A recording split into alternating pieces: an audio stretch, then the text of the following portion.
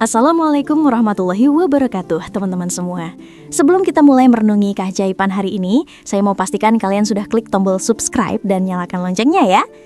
Di channel ini, kita akan terus membongkar rahasia-rahasia Al-Quran yang selaras dengan ilmu pengetahuan modern, agar iman kita semakin kuat dan tak tergoyahkan. Gimana nih kabarnya hari ini? Semoga selalu dalam keadaan terbaik ya. Coba kita pikirkan salah satu minuman paling bergizi di dunia, susu. Cairan putih ini adalah nutrisi pertama yang kita kenal sejak lahir. Tapi, pernahkah kalian merenungkan proses di balik terciptanya susu di dalam perut binatang ternak? Sapi makan rumput, kambing makan daun-daunan, makanan mereka kotor, berbau, dan tidak enak. Tapi yang keluar dari tubuh mereka adalah cairan putih yang murni, bersih dan sangat menyehatkan. Ini bukan sihir, ini adalah keajaiban yang dijelaskan langsung oleh Allah SWT.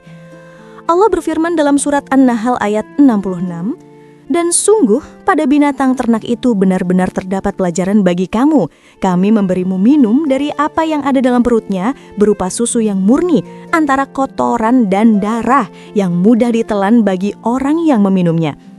Ayat ini sangatlah menakjubkan. Allah menyebutkan 3 komponen yang sangat berbeda dan bertolak belakang.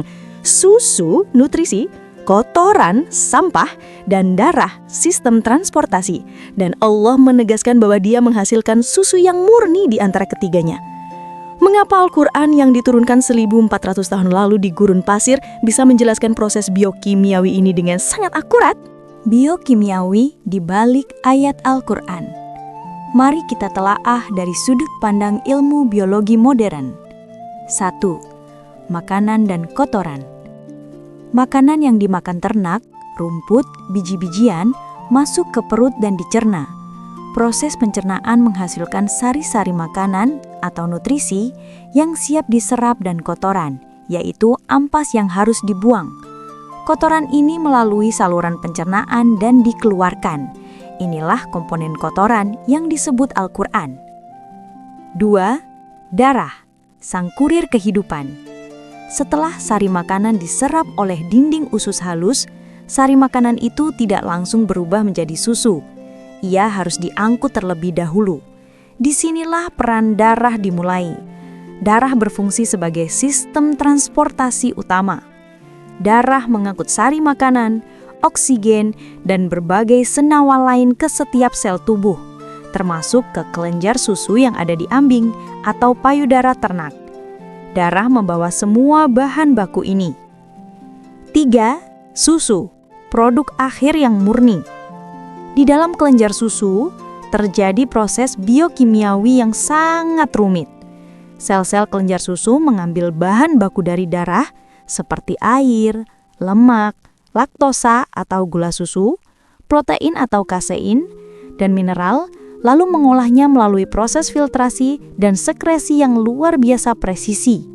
Hasilnya, cairan putih murni yang sama sekali tidak tercampur dengan darah yang mengangkutnya, apalagi dengan kotoran yang ada di saluran pencernaan. Perhatikan sekali lagi, susu murni yang Anda minum diproduksi di dekat saluran kotoran, dan bahan bakunya dibawa oleh darah, namun sama sekali tidak terkontaminasi oleh keduanya. Ini adalah fenomena biokimiawi yang sangat kompleks. Susu, darah, dan kotoran, 3 komponen yang sangat berbeda, diproses di tempat yang berdekatan dalam tubuh, namun tidak pernah bercampur. Susu keluar sebagai cairan yang mudah ditelan dan bergizi.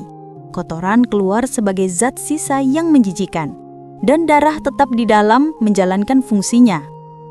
Bukti kenabian Muhammad SAW. Fakta ini sungguh menakjubkan, mengingat konteks waktu Al-Quran diturunkan. Sirkulasi darah baru dijelaskan secara rinci oleh Ibnu Al-Nafis, seorang ilmuwan muslim sekitar 600 tahun setelah Al-Quran, dan baru dipahami luas di dunia barat melalui William Harvey sekitar 1000 tahun setelah Al-Quran. Ilmu biokimia yang mempelajari bagaimana nutrisi diubah menjadi produk tubuh seperti susu, baru berkembang pesat di abad ke-19 dan ke-20. Lantas, bagaimana mungkin Rasulullah SAW yang dikenal sebagai ummi tidak bisa membaca dan menulis, dan hidup di lingkungan yang jauh dari pusat ilmu pengetahuan modern bisa menyampaikan detail ilmiah serumit ini? Jawabannya hanya satu, ini adalah wahyu dari Allah, Zat yang Maha mengetahui setiap detail ciptaannya. Ayat ini mengajarkan kita tentang kesempurnaan metabolisme dan kemahakuasaan Allah dalam mengatur rezeki. Setiap tegukan susu yang kita minum adalah pelajaran besar tentang ilmu, iman, dan kasih sayangnya. Setelah memahami proses yang menakjubkan ini, bagaimana hal itu mengubah cara kalian memandang segelas susu? Dan nikmat apa lagi dari binatang ternak yang sering kalian syukuri? Ceritakan di kolom komentar ya. Kalau kalian suka dengan konten yang menggabungkan ilmu dan iman seperti ini, jangan lupa like, share, dan nyalakan notifikasi agar kita bisa terus merenungi kebesaran Allah bersama-sama. Sampai jumpa di video selanjutnya.